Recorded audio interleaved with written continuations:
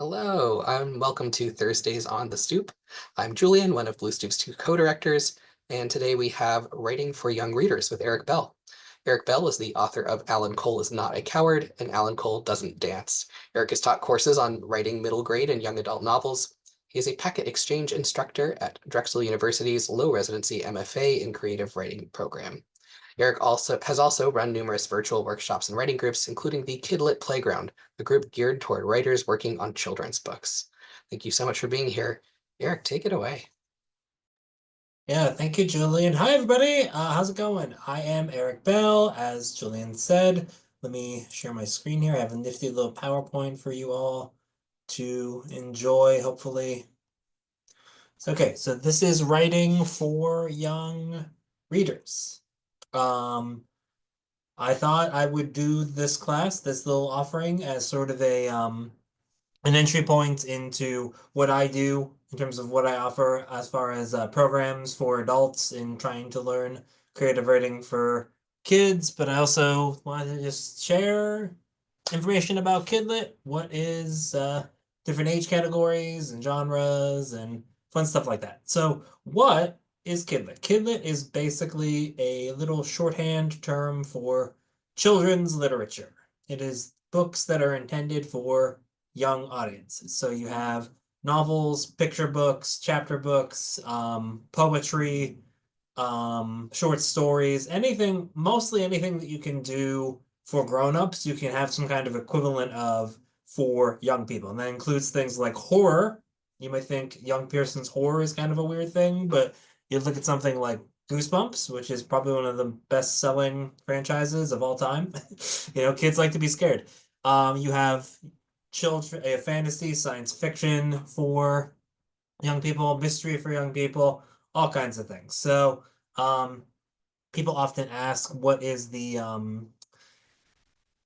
big thing to keep in mind when writing for children? And I would say write the same kinds of what the same kinds of like approaches that you would write for grown-ups. Same ideas about craft and structure and plot and characterization, all those building blocks, but just try and write them in a way that children can understand. So what I'm going to talk about in this slide is different age categories of Kidlit. We'll go into those in a little bit. Also a note on what is colloquially called content for young people. Content is stuff that people might find objectionable for children, either sexual content, language, drug use, violence, things like that.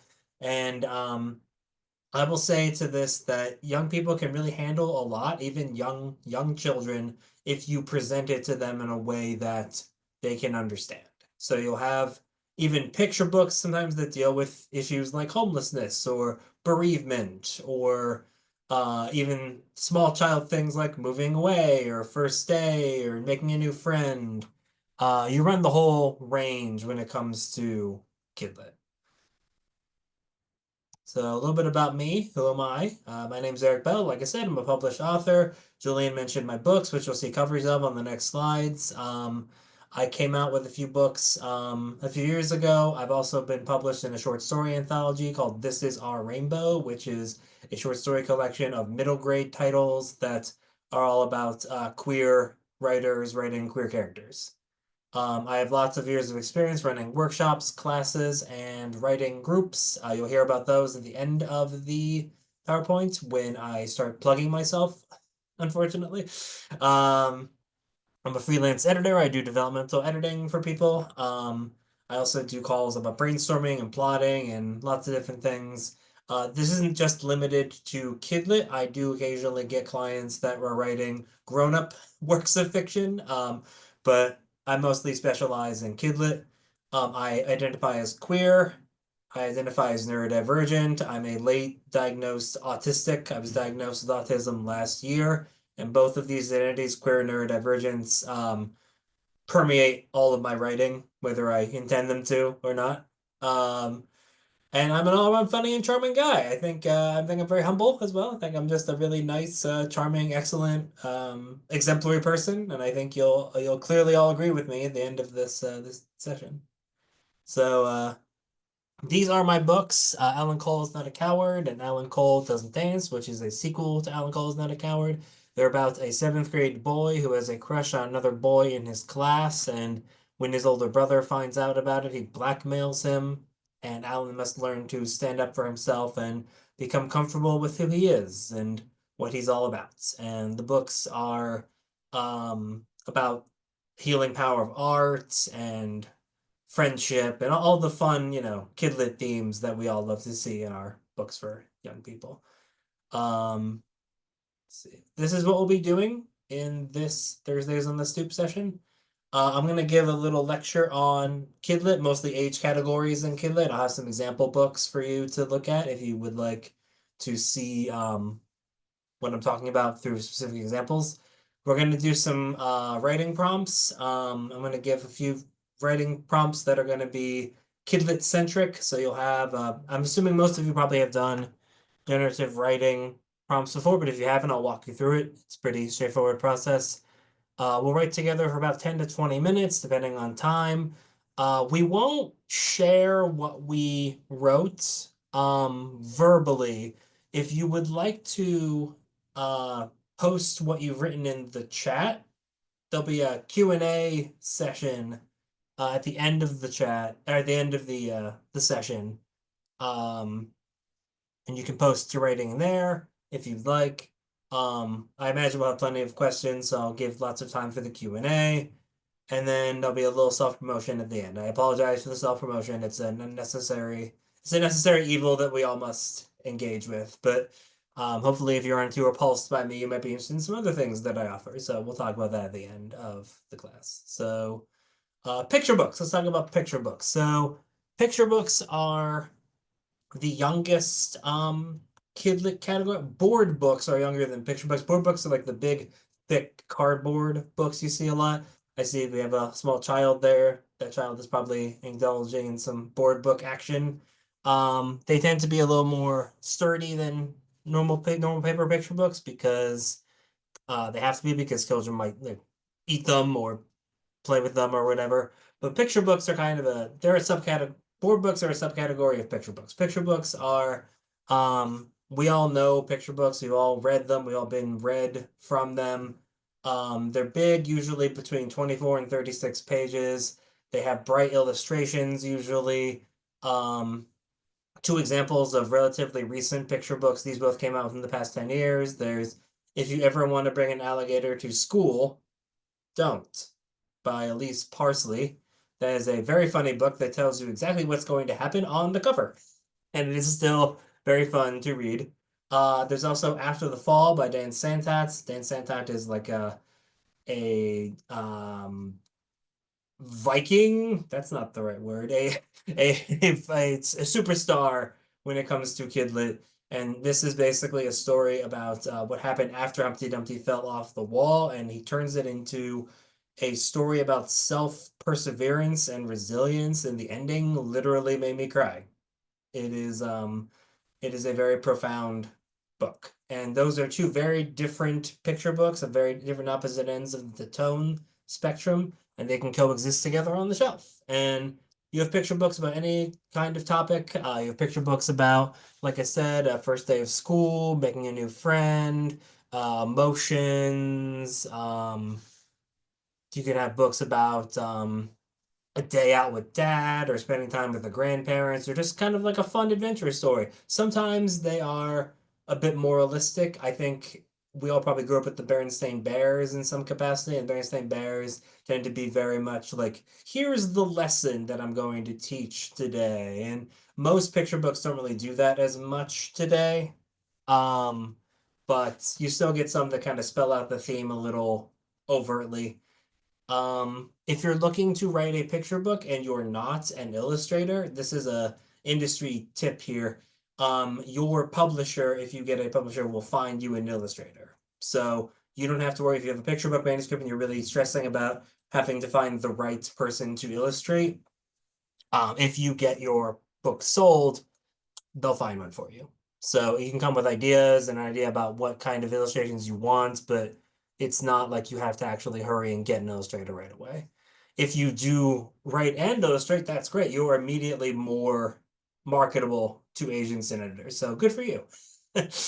um, so early readers are the next step up for picture books. They're roughly ages like 5 to 7. Whenever kids start to read independently, they're kind of longer, vertical books that are thinner than picture books, even though they have more pages on average, but they're not as glossy and thick as picture book pages. They're basically books that, as you kind of get the sense from the name, they are designed to be the first step to independent reading. So you'll have kind of a limited vocabulary. You'll have illustrations on most pages. So The Cat in the Hat is the probably the uber example for early reader, where Dr. Seuss basically said, "I'm going to write a book that has, I don't know how many words The Cat in the Hat has, but it's not that many unique words in it." And he took all those words and made a masterpiece out of it. So there's a couple other Seuss early readers that are iconic. I think Green Eggs and Ham is also considered an early reader. Um, there's a contemporary title next to The Cat in the Hat called Meet Yasmin. Yasmin is a girl who she gets up to all kinds of mischief as a playful young kid. Um, Part of the greater push in publishing to have more diverse characters from different backgrounds. So Yasmin has um, all kinds of, there's like Yasmin the zookeeper, where she kind of, I think she falls into like a monkey cage at a zoo. There's Yasmin the teacher, where she winds up like helping a kid with a project. So it's like kind of like casual diversity for young readers to get them used to the idea there are people that are look a little different than you, or people that um have different backgrounds than you. And if you're of that background, it's great because you can see yourself represented in the story as well. So you see that a lot with modern publishing versus what it was like in Dr. Seuss's day. But chapter books are a step above early readers in terms of reading level. They're roughly ages 7 to 10, I want to say 7 to 10. They tend to be not quite the length of full novels, not quite the length and complexity. They are more like very thin volumes. If you're ever familiar with the Magic Treehouse series, those are very popular chapter books. There's like 70, I don't know how many there are. There's a ton of them. There's a lot. And the idea is, because there are so many in the series, um, because they're so thin and easy to read, they're easily picked up and gotten through quickly. So you have kids who can burn through them very fast. They have something like Ivy and Bean, which is about two mismatched girls who get a friendship together. There's like 12 books in that series. A kid who's book savvy can probably finish that in like a couple afternoons. Then you have the I Survived series. That's more adventure historical fiction, where it's fictional kids surviving real world historical disasters. So the one I gave the example of there is the Battle of D-Day in 1944, where it's like a fictional kid who has to survive the Battle of D-Day. There's all kinds of them. There's Eruption of Pompeii is one of them. I think the Battle of Gettysburg might be one of them. There's one Civil War battle. Um, there's Hurricane Katrina is one of them. So there's all kinds of different ones.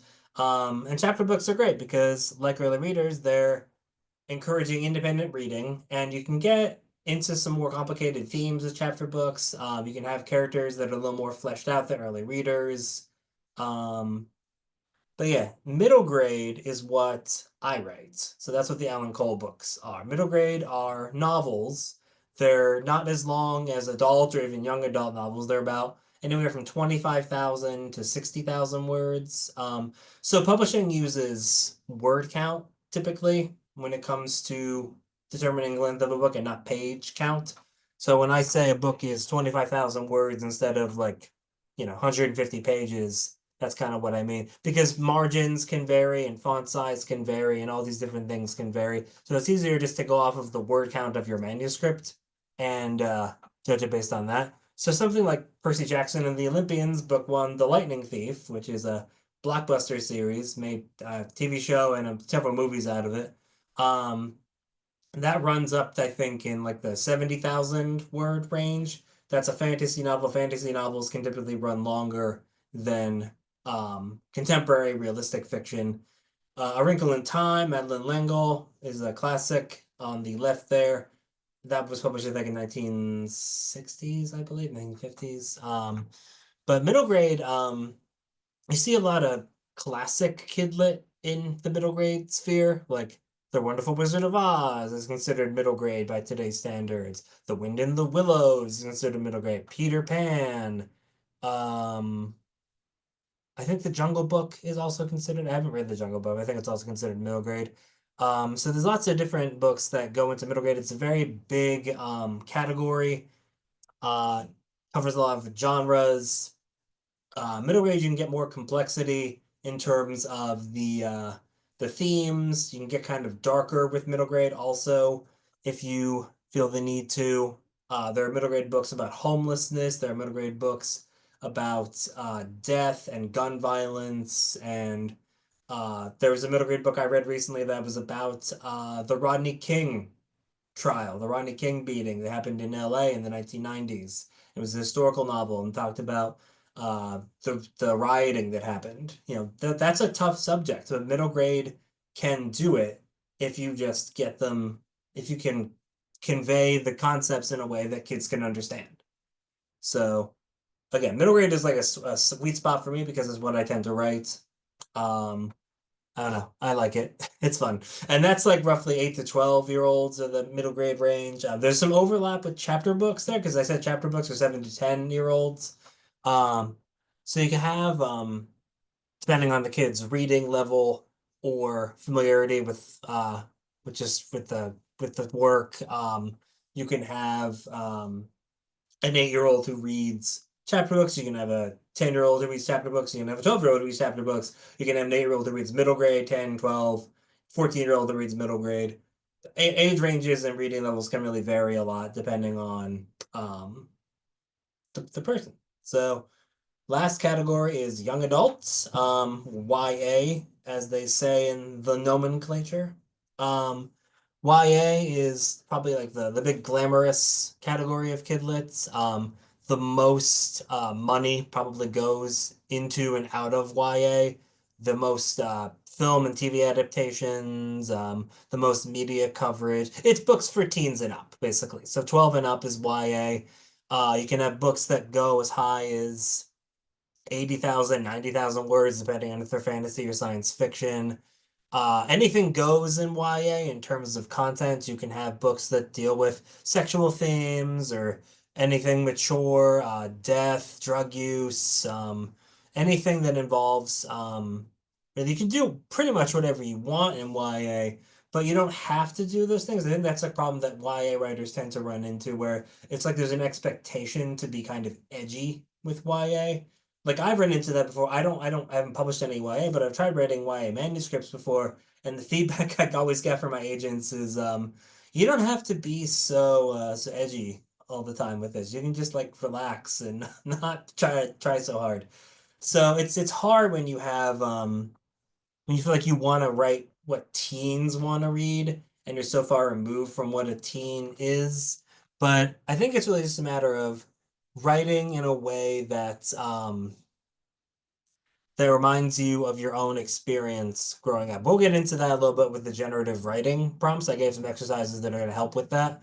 But yeah, so the two examples I gave for why are the Hunger Games, which you've probably heard of, and The Hate You Give, which was a blockbuster novel when it came out about police brutality and systemic racism, and that also got a movie adaptation. Um, YA is definitely it's having a big moment. It's been having a moment for about 15 years. Um, if you're curious about Harry Potter, where Harry Potter goes on this, Harry Potter is a weird exception because it starts middle grade and then ends up into YA territory by the end of the series. This is probably because J.K. Rowling wrote those books before middle grade was even really like a technical thing. It hadn't really been codified in such a way, but she also intended it for have readers age up with Harry as they read. So now you get the consequence of that is you get 7-year-olds that are reading Harry Potter and Deathly Hallows, and it's like maybe not the best thing in the world, but people often ask about Harry Potter, and that's an example of um, of a gray area title. There are also books that are about children that are not children's books. Like To Kill a Mockingbird is about a child, narrated by a child. Scout Finch is not a children's book. That's definitely an adult book. And the reason that it's not a children's book is because Scout is narrating as an adult looking back on her childhood. So you can have, typically in children's books, you have the narrator, if they are narrating from the perspective of themselves as a child, that's probably a children's book versus narrating as an adult. So that's the overview of that. Actually, I guess I'll just ask if anybody has any questions about the age categories before we move on to the writing prompts. If you want to stop sharing for now. If you want to post anything in the chat, I'll give it like another like 2 minutes if people want to post any questions, or if you want to just raise your hand and ask, that's totally fine. I'll give this like a few minutes if you have any questions about that.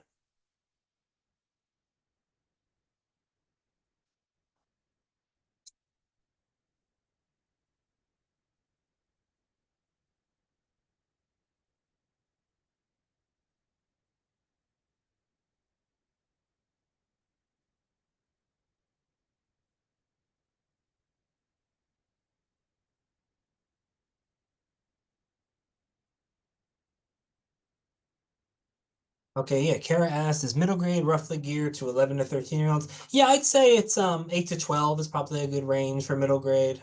It borders chapter books on the bottom, like I said, but it also borders YA on the top. You can have lower middle grade and upper middle grade.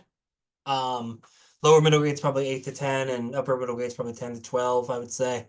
And there are definitely some books that fall into the gap.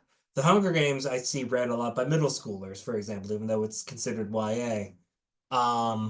Also, you have books that are like, it's another example, books that are kind of like in between books. Like there's a book called Thanks a Lot Universe that I helped edit that came out a couple years ago. That's a great book. That's very upper middle grade to the point where it'd probably be like 12 to 13, maybe even 14-year-olds reading it. Yeah, that's a great question. So let me go back to sharing my slide. If anybody has any other questions too, feel free to just shout them out and I'll answer them. But let's move on to some generative writing exercises. So if you haven't, guessing if you're at this Blue Soup event, you probably have done some writing before. If you haven't anyway, I'll give you the rundown. I'm gonna give some writing prompts, and they're basically springboards into creative writing. You don't have to follow them if you don't want to. You can write whatever you want to write. They're going to be Kidlit focused. Basically, this is going to be kind of what I do in my group called the Kidlit Playground, where I give 2 prompts every night that we meet and we write together. And it's going to be that. I'm going to give 3 prompts because I had 3 good ones and I couldn't pick which one I wanted to share. But we're not going to be doing any sharing of our writing because just of um, time constraints. Again, like I said, you can post the writing in the chat if you want for us to read, but I think we're not gonna like verbally share what we wrote out loud or not. If you start writing from these prompts, it might not be polished, might not even be prose, might just be a list of things. That's completely fine. The important thing is that you're writing, you're getting your gears turning, getting the juices flowing. Um, you know, that's my goal here as facilitator, is to get you thinking about writing maybe from a kid's perspective. Um, I'll let you know when we're gonna wrap up, right, for about maybe like 10 to 15, 20 minutes. I'll let you know when we're about to wrap up. If you want to turn your screen off while you're writing, I'm probably going to turn mine off for privacy. Just because I don't know, I don't like to write with people looking at me. But it's up to you. Sharing is optional. Like I said, you can post what you've written and chat for others to read. We'll have an open-ended Q&A during the sharing time, so I feel like there'll be plenty to do. So everybody get this? Everybody good? Yes, thumbs up. Good, excellent, good. So first prompt. I'm going to leave these up so you can look at them. And you don't have to, I didn't say this in the previous slide, you don't have to do all three of these at once. That would be a big ask, I think. You don't even have to do any of them. You can write whatever you want to write. I just invite you to, while you're here, try and think about it from the perspective of writing for a young person. So, first prompt. This is a list prompt. I love list prompts. List prompts are great ways to get your your brain a storming. So this is a list prompt that says make a list of things a kid or a teen would notice as they wake up in the morning. Try to come up with at least one item for each sense: sight, smell, taste, touch, hearing. If one of the list entries speaks to you, you can try turning it into a story, but sticking to the list is fine too. It's okay to favor some senses over others. Some of us don't really have all of our senses. That's totally fine. And it's okay to keep this as a list. There's no wrong way to do it. That's the first prompt. Prompt 2 is one of the signs of growing up is making decisions for oneself, and that includes the big responsibility that is money. Write about the first thing a character buys for themselves. So if you want to put yourself in the headspace of a kid, think back to when you were a kid and think, what is the first big purchase that you made? What's the first independent purchase? How did that feel? What was that feeling like of maybe walking into a store with money? Or if you're younger than I, maybe paying with your parents' credit card. I don't know. So that's prompt number 2. Prompt number 3 is a quote from a picture book, Sell It in Secret by Jamila Tompkins Bigelow, illustrated by Hatem Ali. My voice shakes, but I now know bravery sometimes comes with shaking. So whatever that quote sparks in you, feel free to springboard. So I'll let you know when we're gonna wrap up. Give it another 10, 15 minutes or so. Yeah, that's all. That's it. Well, it's not all. We have more after this, but that's all for the prompts. Yeah, have fun. Happy writing. Enjoy. So let's get back to the class. I wanted to devote most of the rest of the time to just an open-ended Q&A. I'm giving obviously a very abbreviated. Well, first off, let me just say I want to ask how the writing was. People enjoy that? People got something out of it? See some thumbs up. Good. Okay. Very positive crowd. That's good. Um, so I wanted to give a lot of time for a Q&A because I feel like if you're here in this space or watching it on the Blue Stoop YouTube channel, you probably have some sort of passing interest in writing for young people. So I thought instead of trying to cover every topic, I would just leave a lot of room for questions. So if you have anything you'd like to ask me, a published writer who has worked in the Kidlit sphere for almost a decade now, feel free to either post them in the chat or just ask verbally. I'm here to answer whatever questions I can. So feel free. I'll just go about the floor.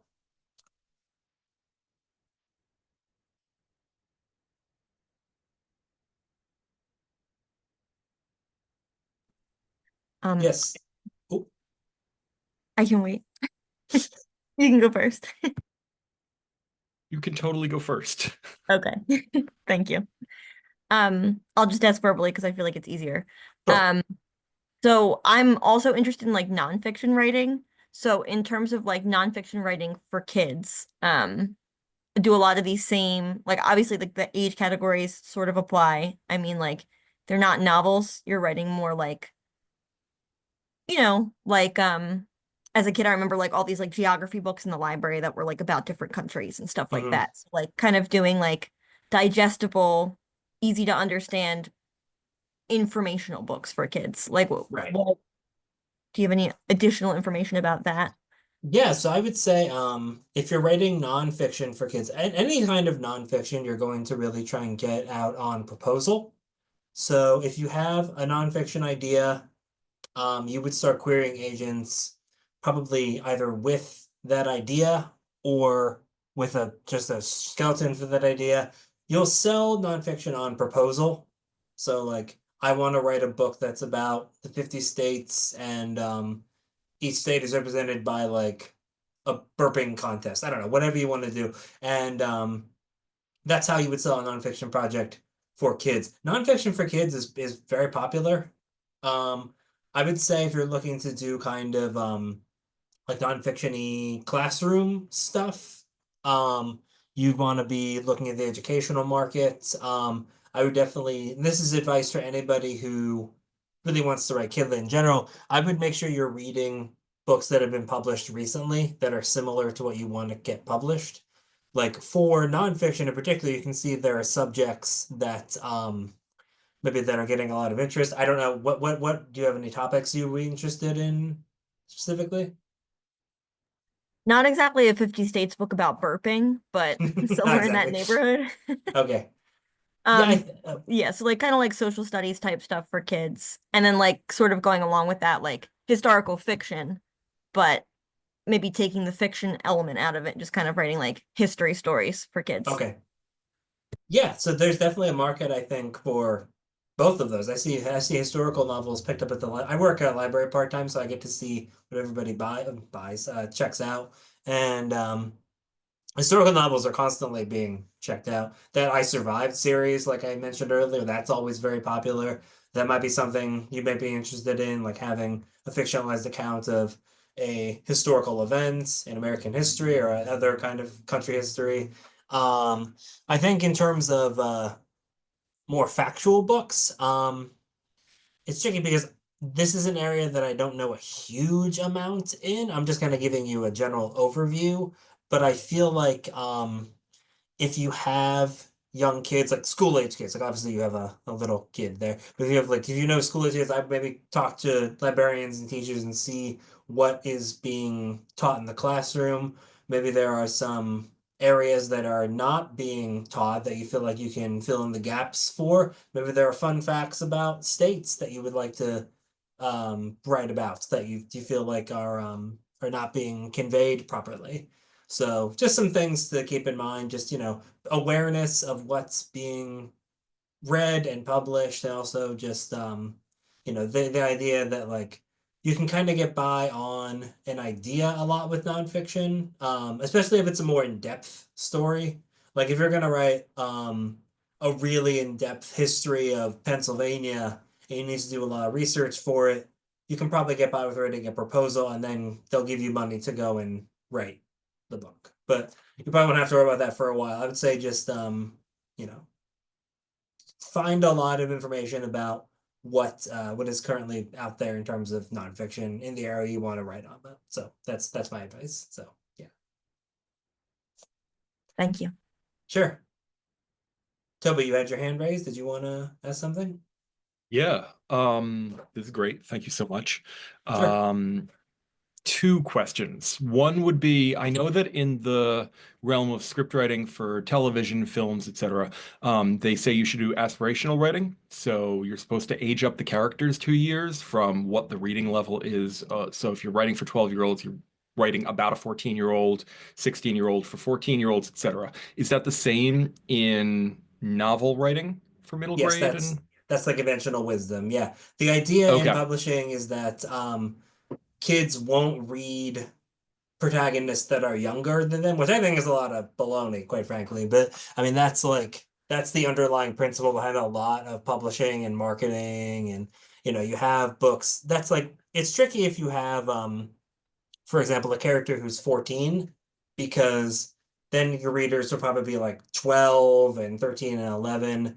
If you have a character that's 12, your readers might be like 10 or 11. Have a character that's 16, like basically it's like the idea that teenagers won't read chapter books, which again I think is like not really that great, but that is like a thing that you see a lot discussed in publishing. So that is kind of like a rule if there is one. Yeah. Okay. Cool. And my other question was, so when it comes to writing something like a 60,000 word book, how long usually are you working on it to finish the first draft? How long to get to a finished product? Generally, obviously it's dependent on the individual. But for you, what have you found often? For a while, for most of my writing career, I was actually writing a completed draft of a book a year. At one point, I reached a point where I was like, I don't feel like writing a book this year. And I didn't write a book. Like it got to the point where I think one year was October and I was like, oh God, I haven't written a book yet. And I had to rush. I felt like I was obligated to rush this horrible draft out, and it was terrible and it was awful. But I think like, I also teach classes on writing playfully and as a writing practice. And one of the things I try to impart upon people in that class is it's less about the end product and more about the journey to get there. So I feel like whatever answer I give to this question is not going to be a satisfying answer, maybe to you, because you have a different writing process than I do, than Kara does, than every other person on this call does. So it's finding whatever works for you as a writer. I think that is more beneficial than feeling obligated to crank something out. Unless you're on deadline. If you're on deadline, obviously you have to crank stuff out, and that's a different story. But if you like if you're it's the idea, the old adage about writing every day. You have to write every day. I don't subscribe to that adage. I think that you can write whenever you're able. Some days you won't be able to write. And for me personally, my creative process as a neurodivergent person is if I'm not in the right headspace to write, writing will be physically painful for me. I will actually like wince in pain trying to write when I'm not in the right headspace. So I've learned over the years to make my uh process reflect that. So I try to put myself in situations where I'll be more likely to write, but I can't force it. And I hate when people come up when they're like, I'm not writing every day. I feel like I'm a bad writer. And it's like, you're not a bad writer. I don't know. I just feel like people are hard on themselves. Life is hard enough. Don't make it harder. So to answer the roundabout way to answer your question, for me personally, a 60,000 word novel can take upwards of like 3 to 6 months for a first draft, and then probably another couple of months of revisions, going back and forth with my agents, my literary agents. The book that I have on submission right now to editors, I've been working on and off since 2021 in some capacity.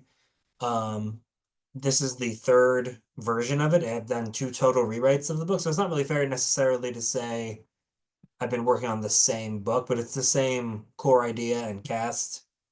But that's an example of, we got feedback and I realized I had to do the whole thing over again. But yeah, so that's taken me a while to get to that point. But I think in general, a new idea to completion is probably like 3 to 6 months on a first draft. So yeah. There's a question in the chat. What are the pros and cons of working with an agent/publisher as a kidlit writer as opposed to self-publishing? So I think it's like probably pretty similar to being an adult writer in terms of the pros and cons. Working with an agent will open doors for you that you'll have a hard time opening if you don't have an agent. An agent will negotiate book deals for you and get all kinds of things like foreign rights. A lot of editors don't take unagented submissions, so if you want to get traditionally published, you'll probably need an agent. I know writers that have negotiated their own contracts without an agent. They've usually been, I think, with smaller publishers. If you do self-publishing, I have nothing against self-publishing. I have a lot of respect for people that can self-publish and build a strong following doing it. I would not be one of those people. I feel like you need a lot of motivation to kind of market and promote yourself, and I'm notoriously bad at that. So I feel like self-publishing would not work for me as a writer. Self-publishing also doesn't by default get you as much notoriety and attention as traditional publishing does. Even traditional publishing from small presses tends to get more coverage than the average self-published book. But self-publishing does get you more freedom and flexibility if you're trying to write something that doesn't fit neatly into the kidlit market. Like if you're writing a topic that might be a little weird, or a genre that isn't represented very much, or if you're writing for a small audience, if you want to write a picture book for your little kid, and you only really care if your little kid reads it, might as well self-publish. So there are pros and cons. So it really just depends on what you're trying to get out of the process, basically. But yeah, good question.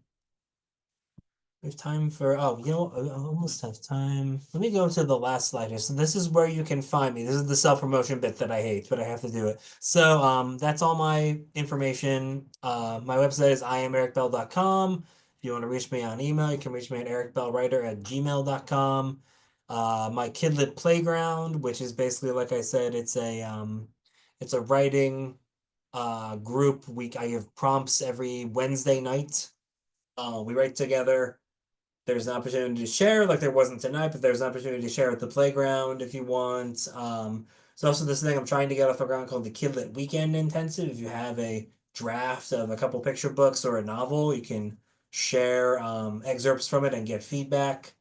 Um, if you like me for some reason and you don't want to do any of these things, I also do other things on there. Like if you want to edit a project or you have some brainstorming you want to do with me, that's also a thing. Just let me know. And I'm gonna post a link to, let me stop the screen here, my newsletter. So you can have that to refer back to. Be nice if I had that handy. So I mean, I'm not good with this self promotion. I think I would have had that handy by now, but okay. So let me, here it is. There's the link in the chat for my newsletter. I don't send out more than a couple times a month. It's usually just things that I'm trying to promote. Like if you sign up, you'll get another thing about the playground that's starting 2 weeks from now.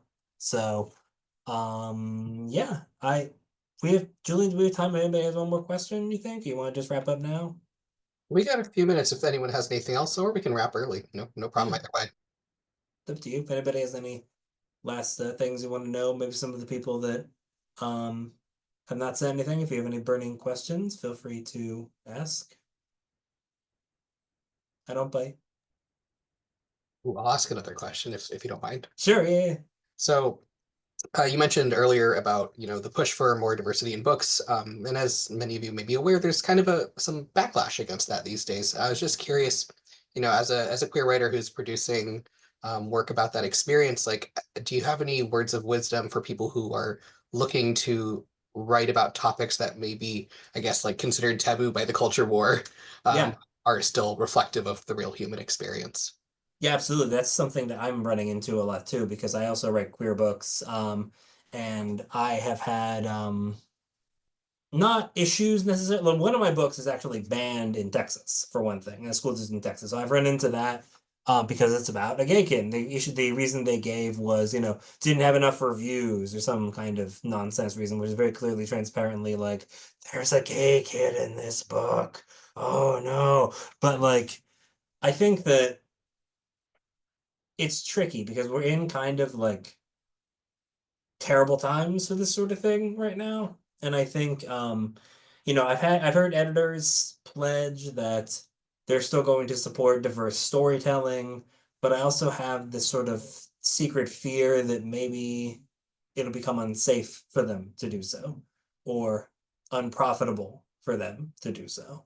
And then it's like, where does that leave people like you and people like me? So I think the way I'm approaching it is sort of just to be like, I'm just gonna write the stories that I feel like need to be told, that I need to tell.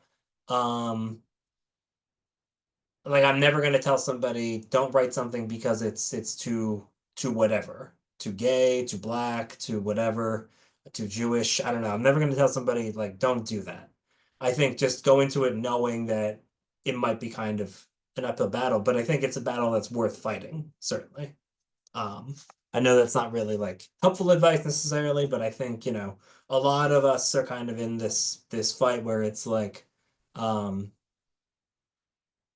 the world wants our stories, but it doesn't want our stories, if you know. It wants like a version of that, like their version of our stories, if you know what I mean. Like kind of like a sanitized version that doesn't ruffle any feathers. And I feel like